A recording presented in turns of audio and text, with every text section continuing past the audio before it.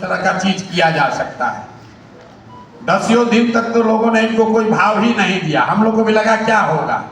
लेकिन इस लड़के ने 2-3 महीना इतनी मेहनत की है, कुछ नहीं जो कैंप में हुआ है उसका वीडियो बनाकर अपना यूट्यूब पर डाला और जन पंचायत टीवी इतना बड़ा बना लिया कि उस समय हम लोग एक जन स्वराज टीवी बनाए थे, तो इन्होंने जन स्वराज टीवी से भी ज्यादा अपना बड़ा बना लिया, जन स्वराज जन पंचायत टीवी, और अभी आजकल बहुत रुपया ज्यादा कमा रहे हैं। और ये सबसे बड़ी जन स्वराज की इस अभियान की उपलब्धि है, इसलिए इनको स्टेज पर खड़ा किया है कि आपसे वोट तो बहुत आदमी ले सकता है, आपसे अपने सोशल मीडिया का प्रचार बहुत लोग करा सकते हैं, लेकिन इनका जीवन बदल, उसके बाद इनका शादी भी हो गया है। अभी शादी हो गया तो कैंप में बहुत दिन तक आना जाना कम कर दिए थे, फिर इनकम कम हो गया उसमें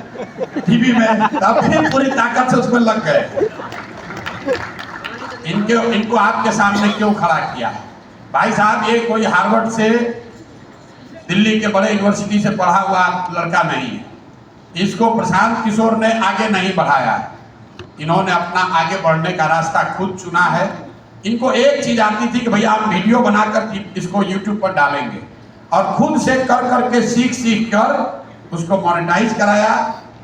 आज इस स्थिति में है कि आपके सामने खड़े होकर बोल रहे हैं,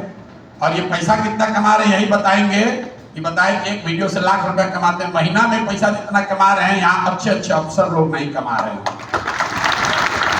और आप क्लर्की का एग्जाम देने के लिए यहाँ से मध्य प्रदेश